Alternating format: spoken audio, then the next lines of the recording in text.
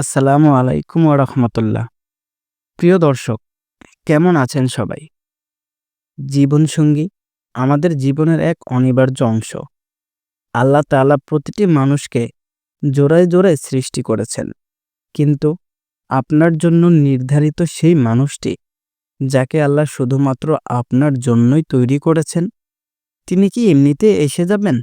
নাকি তার আগমনের আগে প্রকৃতি আপনার মন আর আপনার জীবনের গতিপথ কিছু গোপন ইশারা দেবে? বিশ্বাস করুন বা না করুন, আপনার জন্য সবচেয়ে উপযুক্ত মানুষটি আপনার জীবনে আসার আগে আল্লাহ তাআলা আপনাকে প্রস্তুত করার জন্য ৭টি বিশেষ আলামত বা নিদর্শন ঘটিয়ে দেবেন। এগুলো সাধারণ কোনো ঘটনা নয়, বরং আপনার জীবনে ঘটতে থাকা এমন কিছু গভীর পরিবর্তন, যা ইঙ্গিত করে যে আপনার অপেক্ষার পালা প্রায় শেষ। আজকের এই বিশেষ পর্বে আমরা সেই ৭টি অলৌকিক এবং আত্মিক আলামত নিয়ে আলোচনা করব।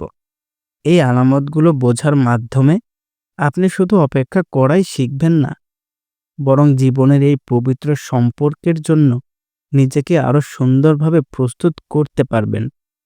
এটি কোনো সাধারণ ভিডিও নয়, এটি আপনার হৃদয়ের গভীরে লুকিয়ে থাকা প্রশ্নের উত্তর। তাই কোনো অংশ মিস না করে শেষ পর্যন্ত আমাদের সাথেই থাকুন। চলুন জেনে নেওয়া যাক সেই ৭টি গভীর আলামত। তার আগে ভিডিওটি এখনই লাইক করুন এবং আপনার সেই বন্ধুকে শেয়ার করুন যে তার জীবন সঙ্গীর জন্য অপেক্ষা করছে। আর এমন গভীর ইসলামিক আলোচনা মিস করতে না চাইলে আমাদের চ্যানেলটি সাবস্ক্রাইব করে বেল আইকনটি বাজিয়ে দিন। প্রতিটি নতুন ভিডিওর নোটিফিকেশন সবার আগে আপনার কাছে পৌঁছে যাবে। নাম্বার ১, আত্মাস ও শান্তির তীব্র অনুভূতি। প্রথম আলামতটি হলো এক গভীর আত্মার শান্তি। আপনার জীবনসঙ্গী আসার আগে আপনার ভেতরের অস্থিরতা, একাকিত্ব বা তাড়াহুড়ো হঠাৎ করেই কমে যাবে। আপনি অনুভব করবেন যে আপনি যেন একটি দীর্ঘ সফর শেষে নিরাপদ আশ্রয়ে পৌঁছে গেছেন। এটি সেই প্রস্তুতি যেখানে আল্লাহ তাআলা আপনাকে বোঝাতে চান এখন আপনি মানসিকভাবে স্থিতিশীল। এই শান্তি কোনো বাহ্যিক সাফল্যের কারণে আসবে না, বরং এটি হবে এক ধরনের আত্মাধিক নীরবতা। যখন হৃদয় থেকে সব অভিযোগ, উদ্বেগ দূর হয়ে যায় আর আপনি আল্লাহর সিদ্ধান্তে সন্তুষ্ট হন, তখনই বুঝবেন এই শান্তি আপনার জন্য নির্ধারিত বরকতের দরজা খুলে দিচ্ছে।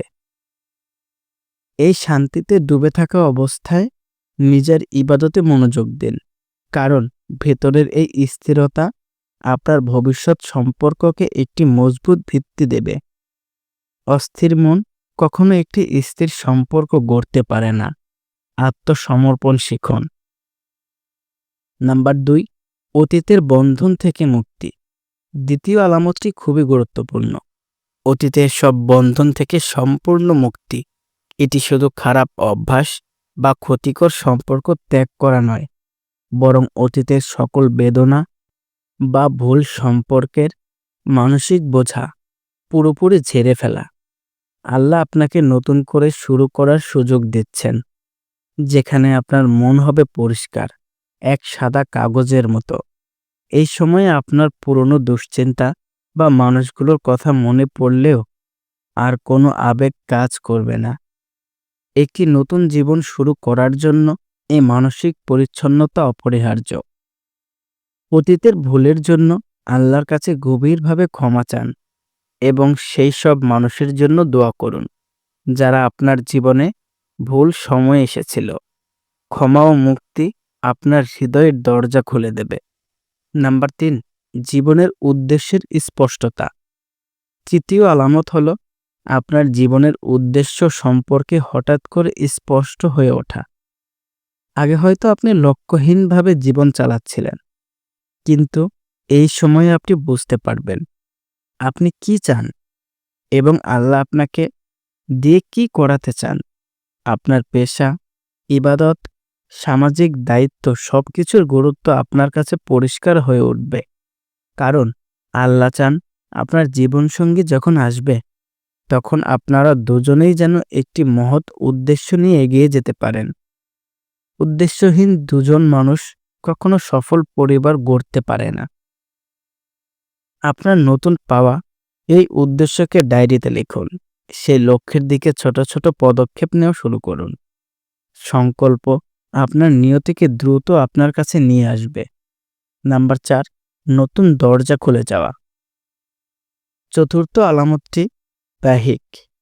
আপনার জীবনে অপ্রত্যাশিত কিছু নতুন সুযোগের আগমন।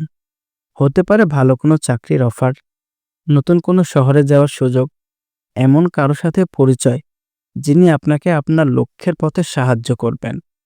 আল্লাহ তাআলা আপনার জীবনসঙ্গীর জন্য একটি সেফ প্যাকেজ তৈরি করছেন।